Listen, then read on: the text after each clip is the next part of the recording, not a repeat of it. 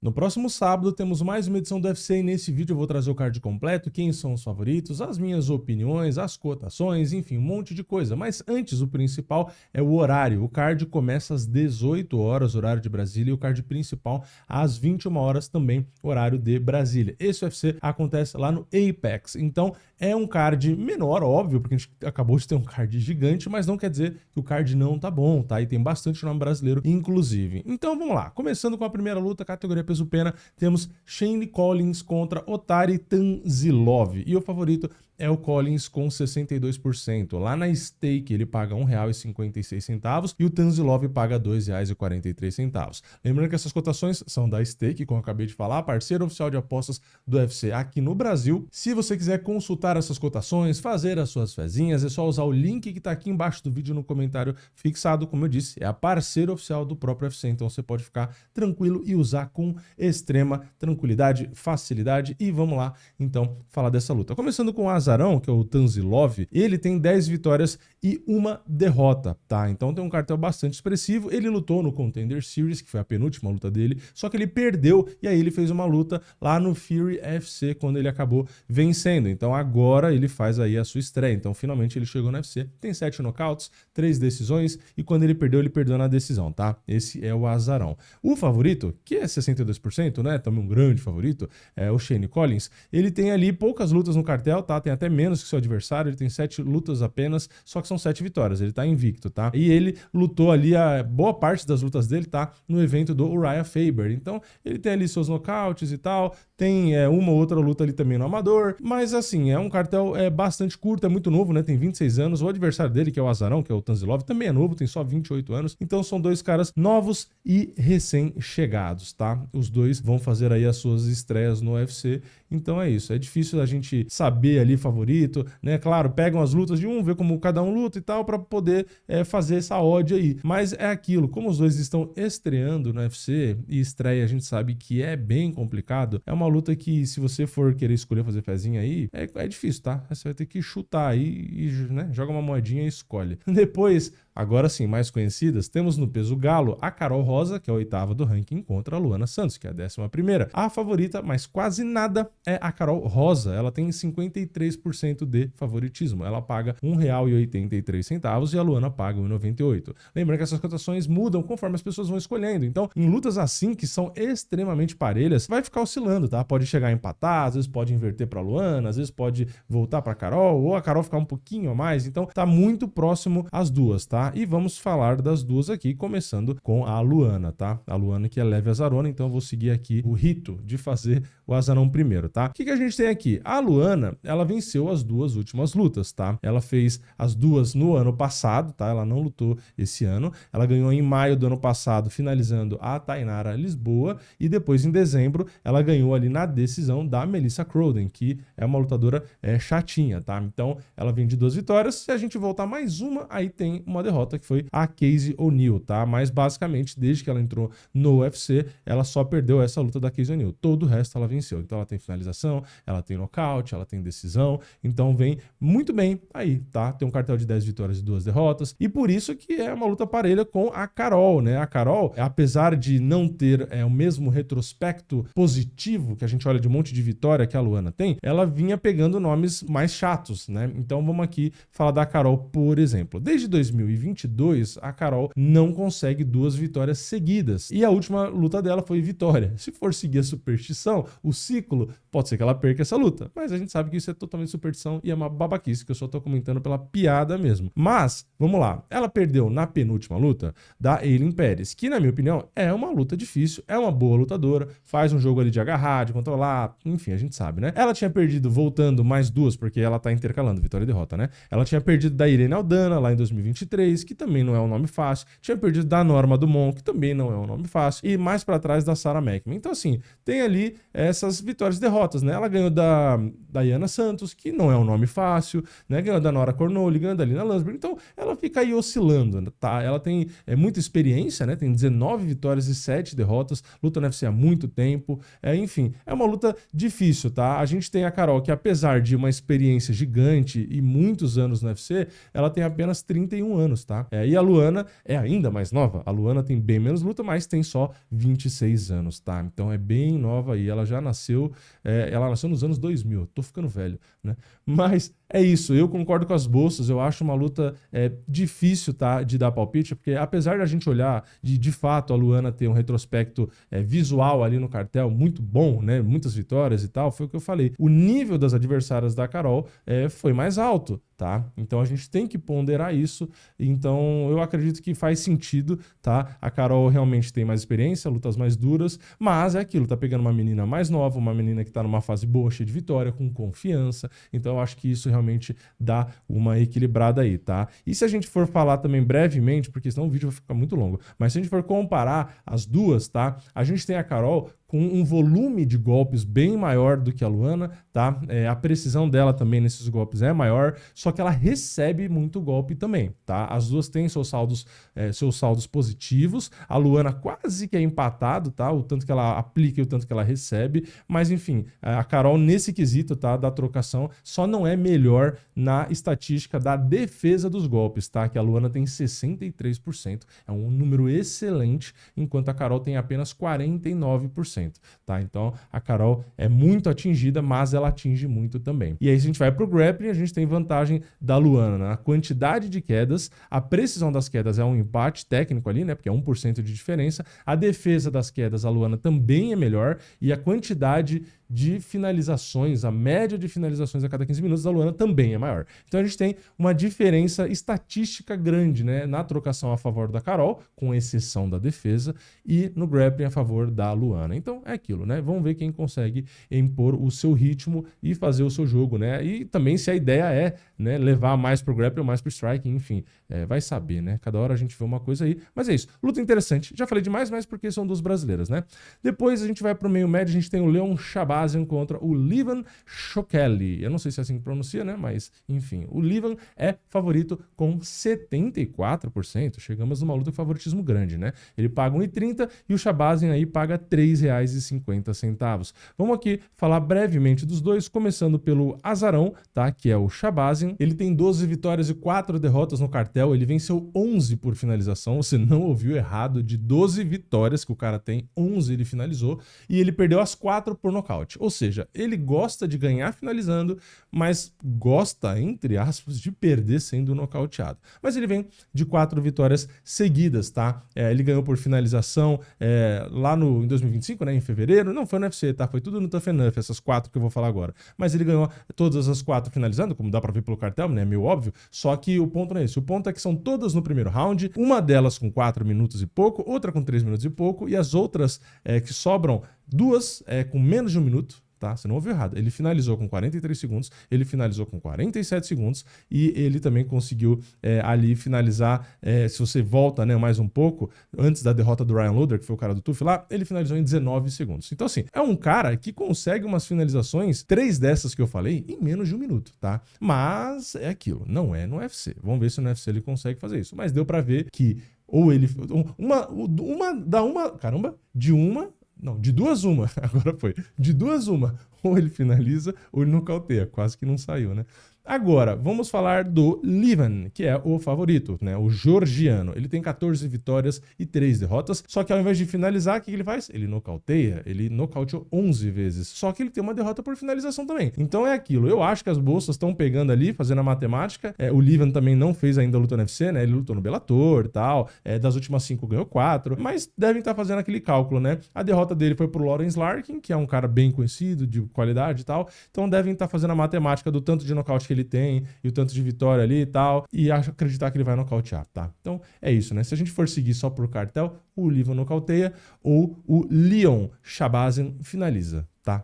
Então é isso. Luta interessante, né? Depois vamos aí então para o peso pena. Temos o Gaston Bolanhos contra o Michael Aswell Jr. E o Michael Aswell é favorito com 70%. 79%. Ele paga 1,23 e o Gaston Bolanhos paga 4,30. Muita diferença. Vou falar brevemente porque tem bastante luta de brasileiro para eu falar mais, né? Mas basicamente, se a gente falar do azarão primeiro, que é o Gaston Bolanhos, ele vem de derrota, tá? Isso já no UFC, porque ele já tem algumas lutas no UFC, né? Ele foi finalizado pelo Quang Li em maio do ano passado, muito tempo parado, né? E voltando mais para trás, foi 2024 quando ele ganhou do Cortavius, e também, se a gente volta mais, ele perdeu também no UFC, né? Do Marcos Magui. Então, assim, é um cara que tá muito tempo parado, não faz muitas lutas no ano, né? 2022 ele fez uma, 2023 ele fez uma, 2024 melhorou um pouquinho, ele fez duas, mas aí 2025 ele fez uma só de novo. Então, não tem muito ritmo e talvez isso influencie, tá, o favoritismo. Fora o cartel, né? 8 vitórias e 5 derrotas.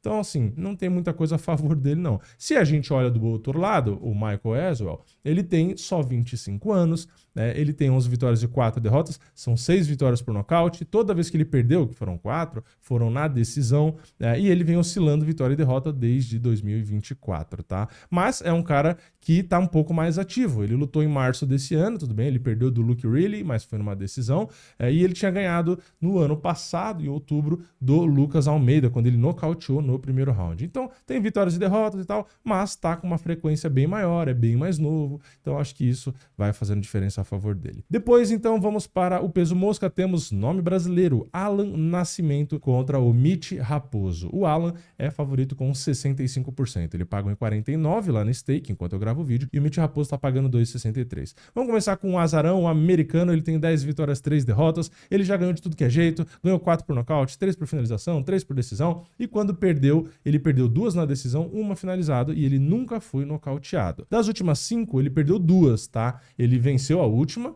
beleza, que foi contra o Azat Maxson em outubro do ano passado, só que se a gente volta na ordem ali, ele perdeu as outras 2, tá? Ele perdeu em abril do ano passado do Sumo da Erge, numa decisão dividida, e perdeu do André Lima em 2024, também numa decisão dividida. Então, é um lutador duro, né? Novo ali, 27 anos, é bom, só que, assim, ele vai pegar o Alan, né? Que tem um cartel bem maior e bem expressivo, tá? Tem 22 vitórias e 6 derrotas, já tem 34 anos, né? Que ainda não são 7 anos de diferença entre eles, mas o Alan é mais alto, né? Bem mais alto, o Mitch Raposo é bem baixinho ali, vem de 4 vitórias seguidas, tudo bem também, assim, essas 4 vitórias não é com uma frequência grande, porque a primeira dessas 4 foi em 2022, a segunda em 2023, 2024 ele não lutou, mas ano passado pelo menos ele fez 2, né? Ganhou uma em maio e ganhou uma em novembro, tá? E dessas 4, 2 na decisão, 2 por finalização. A última derrota dele foi em 2021 pro Tagiro Lambekov. Enfim, o Alan Nascimento é um lutador, na minha opinião,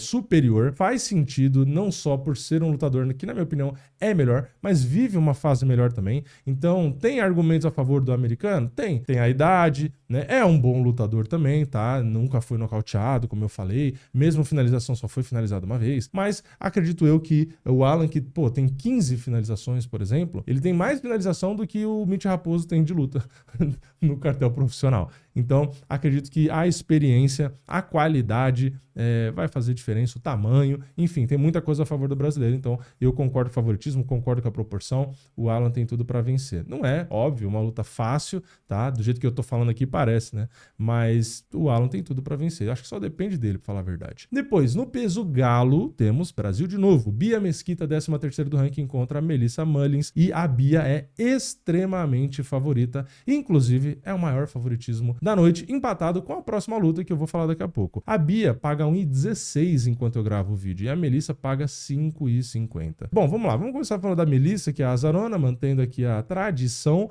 A Melissa tem 34 anos, tá? Tem só 9 vitórias profissionais no MMA, ela tem 7 vitórias e 2 derrotas, ela perdeu uma por nocaute e uma por decisão. Ela ganhou 4 nocauteando e ganhou 3 na decisão. É assim, ela tem pouquíssimas lutas, das últimas 3 perdeu 2, tá? Ela perdeu da Nora Cornoli em 2024, ela ganha da Cláudia Segula nocauteando também em 2024, e no ano passado ela perde por decisão da Daria Zelezniakova. Então, ela tem pouquíssimas lutas, tá, profissionais, inclusive tem 4 dessas lutas que já foram no UFC, só que aí tem esse saldo neutro, né, de 2 vitórias e 2 derrotas, e assim, tem algumas lutas amadoras, mas que também ela perdeu bastante ali, então, assim, não dá pra desprezar, mas, cara, tem 34 anos já, não acho que realmente ofereça muita coisa, por isso que eu acho que faz sentido o favoritismo da Bia. Obviamente, eu poderia fazer o comentário que eu fiz na última luta da Bia, de que ela, assim, ela realmente tem um grappling que é absurdamente superior praticamente a todas as lutadoras dentro do UFC, só que as cotações, obviamente, sempre vão ficar exageradas. Então, eu não estou dizendo que,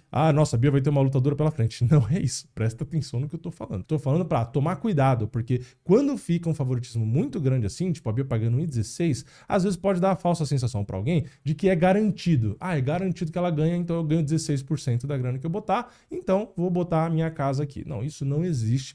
Não existe garantia em luta, não faça isso. Eu acho que a Bia vai vencer, tá? Mas isso é muito arriscado. Sei lá, vocês viram, vou dar um exemplo de futebol, já que tá passando a Copa. Vocês viram a Espanha? A Espanha não ganhou um jogo que todo mundo achava que ia ganhar. Ela tinha acho que 96% de favoritismo, que é muito mais que a gente vê aqui no MMA. E ela não ganhou, ela empatou. Então, toma cuidado, tá? É só esse aviso que eu tô dando. Mas eu acho que a Bia vai ganhar, tá? Então, vamos lá falar agora da Bia. A Bia já tem 35 anos, tá? Então, ela tá numa corrida, né, vamos dizer, para realizar o sonho dela aí de se tornar, quem sabe, uma campeã do UFC e tal. Então, ela... só que apesar dessa corrida contra o tempo, a gente que tem o Parrumpa, né, como o head coach dela, ela é uma lutadora da American Top Team, o Parrumpa tá tentando fazer com que ela vá no ritmo certo, porque apesar de ter 35 anos, se tentar acelerar, uma lutadora que tem só 7 lutas por enquanto na carta profissional, pode ser arriscado, e não só isso, né? Uma questão técnica ou perigosa de adversário, mas também uma questão mais financeira, mais administrativa da carreira, porque a gente sabe que se deixar, pelo nome, podem dar grandes nomes para ela, só que como o contrato geralmente tem aquela duração de umas 4 lutas e tal, ela vai acabar recebendo aquele primeiro valor para lutar com adversários muito duros. Então, eu acho que é um misto, tá, de questão financeira e de administração da carreira em si, para também pegar a experiência. Então, eu acredito, tá, que é uma decisão correta. Não estou falando isso porque é o Parrumpa, é porque eu realmente acredito nisso e falo isso, na verdade, desde que existe o canal. Você querer acelerar o processo pode dar certo, tá? Como já deu certo com outros nomes, mas pode também estragar a carreira, tá? Então, acredito eu que tá certo aqui e em breve a gente deve ver se ela vencer essa luta, tudo der certo, pegando adversários mais difíceis, tá? Mas basicamente é isso, ela tem 2 lutas no UFC, tá? Venceu as 2, finalizou nas 2 lutas e assim... o nível da luta agarrada e também não só isso, a forma como a gente já viu que ela tem um punch ali na trocação, tá lapidando a trocação, tem o ground and pound que pra mim é essencial pra quem é muito do jiu-jitsu como ela, tá? Porque você só fazer o jiu-jitsu, às vezes você não vai achar brecha pra finalizar, por mais que você seja muito bom. Então o MMA você tem que aproveitar que você pode bater. Então você bate, abre espaço e aí finaliza com muito mais facilidade. Então como deu pra ver que ela tá com o ground and pound no jogo também, então assim, é muito difícil ver realmente ela perdendo essa luta. Eu fiz o disclaimer aqui no começo para tomar cuidado, para não achar que porque parece uma luta relativamente tranquila, para você não se iludir e às vezes botar dinheiro e dar uma ziquezira aí, dar sei lá, né, bater na madeira, mas vai que acontece alguma coisa, aí você vai perder dinheiro. Então é aquilo, tá? Sempre que você for fazer fezinha, vai na manha, não inventa moda, não acha que você é super inteligente eu vou ganhar 10% garantido aqui porque eu vou ficar rico ali. Isso não existe. Eu já falei, já contei experiência própria, então vai na manha aí, tá? Confia na Bia, mas calma, tá? E é isso, vamos para a próxima luta então, peso mosca, mais nome brasileiro. André Lima contra Kevin Borjas. E o favorito, empatando com a Bia na diferença, é o brasileiro com 84%. Ele paga 1,16 e o Kevin Borjas está pagando 5,50. Meu amigo, que favoritismo gigante, né? Então vamos lá, vamos começar pelo azarão, né? O peruano Kevin Borjas, de 28 anos, é um bom lutador, mas a fase tá braba, né? Das últimas 5 lutas ele perdeu 4. Ele perdeu a primeira do Joshua Van, beleza, vamos dar um desconto, atual campeão, nome duríssimo, então perdeu na decisão, inclusive, então beleza, vamos dar essa colher de chá.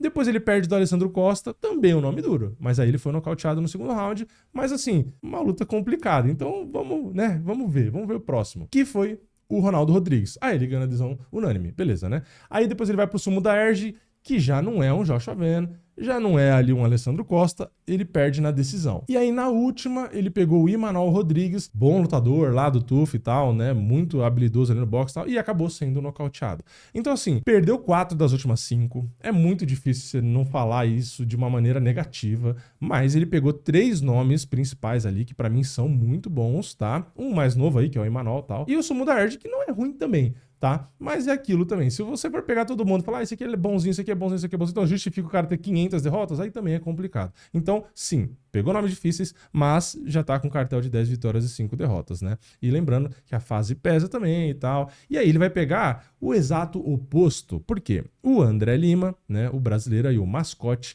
ele apesar do Kevin Borja ser novo, ele é mais novo até, né? 1 ano mais novo. E ele tem 11 vitórias e nenhuma derrota. Então, se de um lado um tem uma pressão porque não para de perder, o outro, desde que entrou no UFC via Contender, colocou 4 vitórias seguidas, inclusive na última finalizando, tá? Então, assim, eu acho que a confiança, tá? O clima é outro, realmente, ele é um lutador agressivo, é um lutador ali que, na minha opinião, sinceramente, tem tudo pra vencer. De novo, chama atenção para a cotação.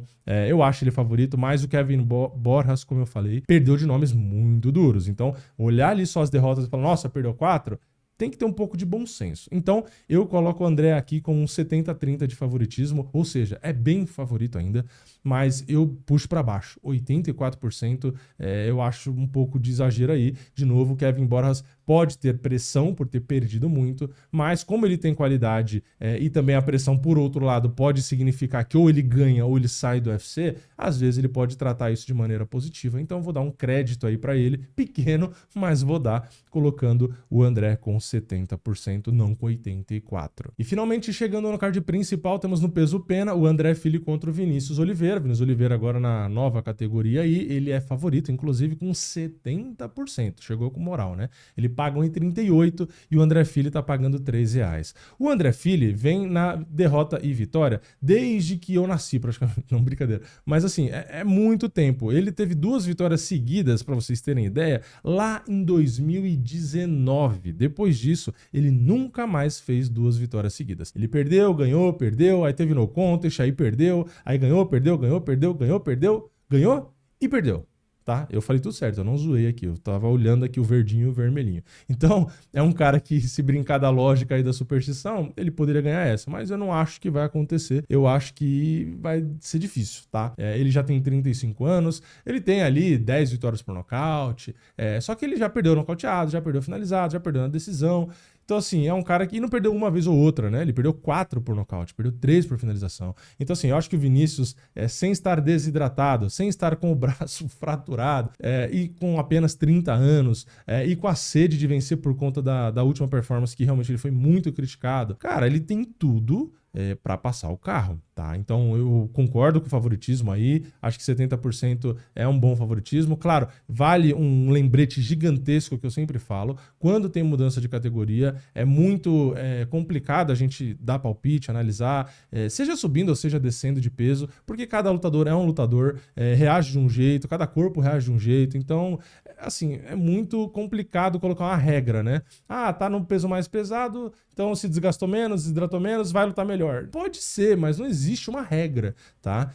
Então não dá pra pegar o que ele fez na de baixo, espelhar e falar vai acontecer isso, isso e isso. Enfim, a gente sabe a qualidade dele e por isso que, de novo, eu confio, né, que ele é favorito e coloca aí essa mesma margem, uma margem até que grande, mas existe sim esse risco, né, de uma mudança de categoria. O André Fili, de novo, apesar de derrota, vitória, é um bom lutador. Então o Vinícius precisa, primeiro, obviamente, levar a sério a luta e, segundo, lutar não saudável, porque saudável é impossível, se esperar ficar saudável não luta nunca, mas pelo menos não ter uma lesão grave o suficiente para impossibilitar que ele lute, né? E ele lute do mesmo jeito, que foi já o que aconteceu, tá? Então, espero que ele tenha aprendido com o passado, venha 200% e atropele logo para voltar a ter aquele reconhecimento que botou ele até para fazer luta principal, que eu acho que é o que ele merece, né? Apesar de ter vacilado, na minha opinião, na outra luta lá, né? Enfim, mas eu acredito que aprendeu, né? Vamos ver se aprendeu ou não, né? Vamos ver como vai ser essa luta. Depois da próxima luta no peso pena, temos o Melsik Baghdasaryan, aquele cara que eu fiz vídeo analisando, que o Jean ia lutar com ele, e o Jean no fim amassou esse coitado, né? Ele enfrenta o Murtazali Magomedov, e o favorito não é o Baghdasaryan, é o Magomedov, com 76%, ou seja, o Melsik apanhou do Jean e ainda deram um cara pra ele aí que ele é bem azarão, né? Mas enfim, o Magomedov paga 1,29 e o Baghdasaryan tá pagando 3,65. Vamos falar dos dois, começando aqui com o azarão, que foi a vítima do Jean Silva, o Melsik Baghdasaryan. Como vocês, na verdade, vocês não, quem assistiu aquele vídeo que eu falei do Melsik, né? Eu mostrei, né? É um cara basicamente da trocação, é habilidoso na trocação, mas ele tem bastante coisa ali que dá pra pegar os padrões ali e trabalhar em cima. Então, assim, você só precisa ser cauteloso na trocação, mas como lutador de MMA, tem bastante coisa ali pra ser explorada, tá? Então, de novo, perigoso por qualidade na trocação, por punch, né? Um cara que é nocauteador, então é um cara que é guerreiro, tem algumas qualidades, mas tem bastante coisa pra explorar, tá? Então, assim, ele vem da derrota do Jean, como eu falei, na penúltima ele ganhou do Tucker Lutz e na anterior ele foi finalizado pelo Josh Culibao. Então, desde que ele entrou no UFC, que ele entrou via Contender, né? Ele fez 5 lutas e perdeu 2. Tudo bem, perdeu do Jean e perdeu do Josh Culibao, que são 2 caras aí, o Jean, porra, né? Sem comentários, muito bom. Então, é um cara assim, de novo, perigoso, mas o Magomedov, teoricamente, é mais completo, né? É um cara que tem 10 vitórias, nenhuma derrota, ou seja, um cara invicto, de apenas 26 anos, que tem 1,80 m, tá? É muito mais alto, e ele tem um cartel misto de vitórias ali. Ele tem 5 nocautes e 5 finalizações, então já mostra um jogo bem mais completo, tá? Ele entrou, vai fazer a estreia dele porque ele entrou via Contender, né? Quando ele nocauteou com apenas 1 minuto e 37, e é um cara que não curte muito deixar a luta durar, né? Nem ir até o final. E até o final é óbvio, né? Porque nenhuma luta dele foi até o final. Mas ele não deixa durar. Ele tem muita luta vencida no primeiro round, que é a maioria, uma ou outra no segundo round e apenas uma que chegou no terceiro round. Então, é um cara decisivo que pode nocautear, pode finalizar. Então, assim, já se mostra muito mais completo. Então, por isso que, não só ser invicto chama atenção, mas também essa diversidade, né, nos modos de vitória. Então, acredito que ele deva vencer, porque, de novo, o Melsik é perigoso, tá? Mas tem bastante brecha ali. Acho que o Magomedov consegue explorar. É só não dar uma bobeira, tomar uma mãozada, que aí ele deve realmente vencer. Depois a gente tem no peso pena o Raider Amil contra o Christian Rodrigues. O favorito é o Christian Rodrigues com 63%. Ele tá pagando lá na stake 1,52 e o Raider Amil tá pagando 2,50. Vamos começar pelo Raider Amil, azarão, 11 vitórias, 2 derrotas. Ele já ganhou 6 por nocaute, ganhou 1 por finalização e ganhou 4 na decisão. Perdeu 2, né, como eu falei, uma foi por nocaute e uma por decisão. Então nunca foi finalizado, mas ele vem aí de 2 derrotas, tá? Ele perdeu do José Delgado e perdeu na mais recente do Jamal Emirs, tá? Do Delgado ele foi nocauteado em 26 segundos. E no Jamal ele perdeu na decisão. Ele já tinha algumas lutas ali no UFC, tá? Ele entrou via Contender, aí ele fez 3 lutas, ganhou as 3, 2 por nocaute, inclusive ganhou na decisão dividida do William Gomi, que é um bom lutador, só que aí ele deu 2 tropeçadas aí nas mais recentes e ele já tem 36 anos, tá? E falando agora do Christian Rodrigues, ele também não parece numa fase boa, tá? Porque se a gente olhar das 5 lutas recentes, ele perdeu 3, inclusive perdeu as 2 mais recentes. Ele perdeu do André Fili na decisão dividida, que luta agora contra o Vinícius de Oliveira, né? Nesse mesmo card aí, e tinha perdido do Melquizael Costa e mais pra trás perdido do Júlio Lerosa. Então, se você olha o cartel, você vai falar, por que ele é favorito? Porque assim, o outro tem 2 derrotas, mas esse tem 3, né? Só que, de novo, né? É o Melquizael Costa, é o André Fili, que, de novo, não é ruim, e o Júlio Lerosa. Então, tem alguns tropeços, mas se a gente olha, ele ganhou do Raul Rosa Jr., por exemplo, que é uma pedreiraça, e ele ganhou ali do Isaac Duguerian, do Cameron Simon. Então, é aquele cara que apareceu várias vezes como azarão, assim como contra o Raul Rosas Jr., e ele surpreendeu. Então ele é bom, é completinho, é guerreiro, é novo. Então, apesar das derrotas, o Raider Amil também tem derrotas, e eu acho que aqui faz sentido que as bolsas colocam. Tem uma diferença considerável de 8 anos também. Então, acho que o Christian Rodrigues talvez consiga vencer aí, tá? Então é isso. Acho que a proporção tá boa, né? 63 ali, aqueles famosos 60-40, acho que tá de bom tamanho, porque é difícil, né, confiar em qualquer um dos dois, né? Estão com muitas derrotas recentes aí. E depois a gente vai para a penúltima luta no meio pesado, Ion Cutelaba contra o Navajo Sterling. A gente tem o favorito sendo o Navajo Sterling com 76%, ele paga 1,29 e o Cutelaba tá pagando 3,65. Cutelaba que melhorou, na minha opinião, né, recentemente aí. Não só na minha opinião, se olhar o cartel dele também, tá das últimas 4 com 3 vitórias, tá? Ele começou a mudar um pouco a postura, né? Ele venceu o último por finalização, que foi o Marci. Aí a penúltima vitória dele com o Ibo Aslan, ele também finalizou. Então ele começou a ser um cara mais calmo, parou de querer sempre ir na trocação, na loucura com punch. Então ele começou a trabalhar um pouco o grappling, começou a ser um pouco mais racional e começou a ter mais resultado positivo, né? Começou a perder bem menos, perdeu só do Modestas Bukauskas nessas 4 lutas, que foi numa decisão dividida. Então melhorou muito como lutador, mas é aquilo, é um cara que tem 32 anos, que parece que a gente vê ele lutando há 20 anos. Ele tem 20 vitórias, 11 derrotas.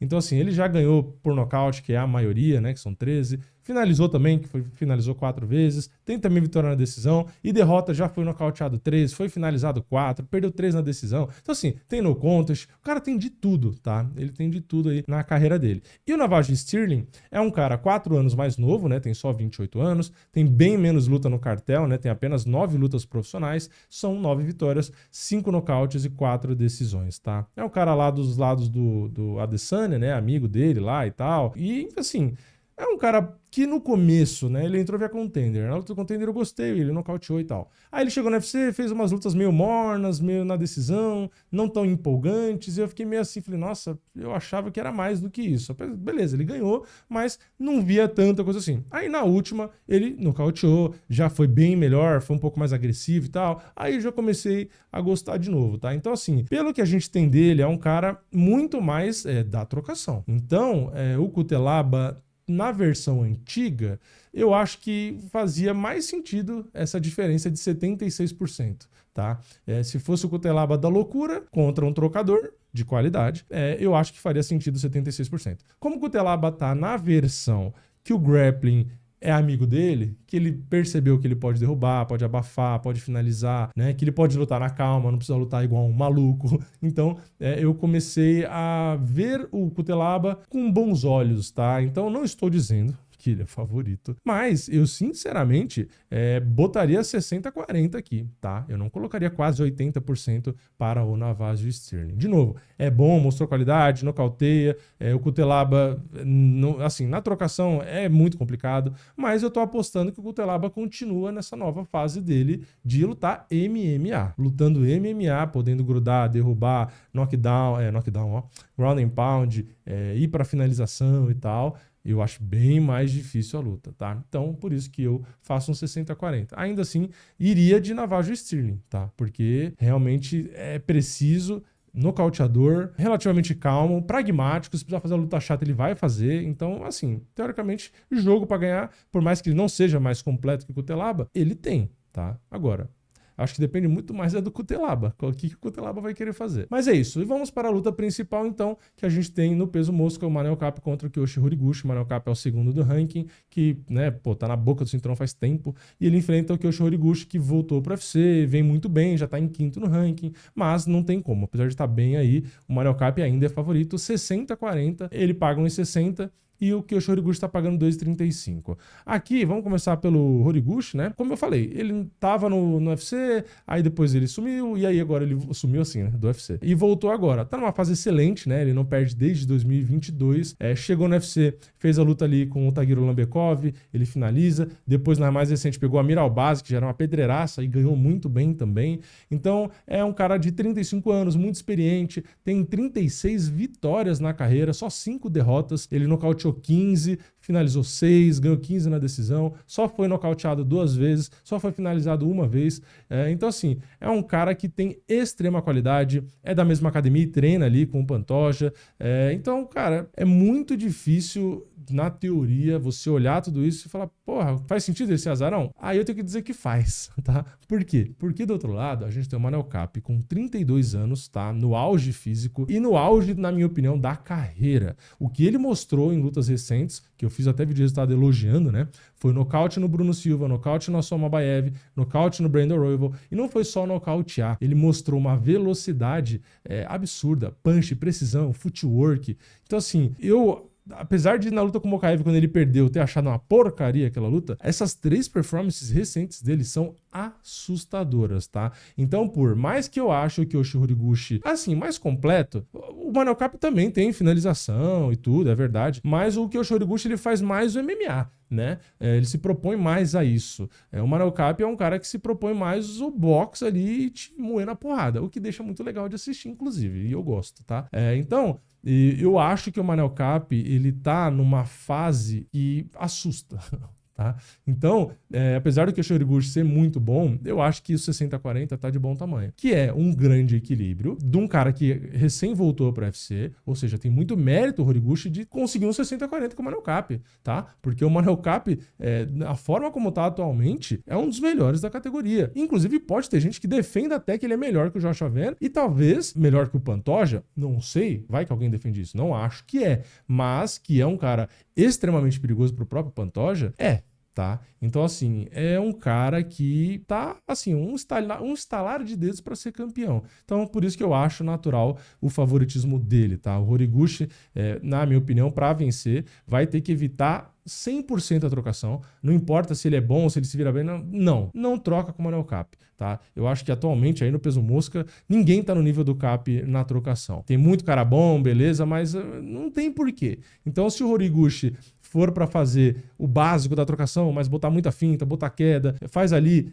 isometria, cansa os braços dele, enfim, leva até uma luta longa, né, que ganha na decisão, mas ele precisa evitar as mãos do Manel Kape. Mas, de novo, como é uma luta principal, 25 minutos, e como ele apresentou nas últimas lutas aí realmente uma velocidade, uma precisão absurda, um timing, eu acho que ele deve realmente vencer. É isso, mas eu coloco um equilíbrio porque são 5 rounds. Não dá para o Manel Kape ficar explodindo desde o começo. Tem esse detalhe. E aí, numa luta longa, um cara que pode usar mais ali, enfim, grudar mais, fazer uma luta mais cerebral, existe a chance ali. Enfim, esse é o card, tá? Tem de tudo, tem muito nome brasileiro, tem muito cara que faz luta emocionante, tem luta de qualidade, extrema qualidade na luta principal. Então, eu acredito que vamos ter um card de nota 7 aí, talvez. Então, eu tô com uma esperança boa, não acho um card ruim. Tudo bem, acabamos de ter um UFC Casabranca, mas para mim tem bastante coisa interessante nesse card. Espero que na prática seja assim também, né?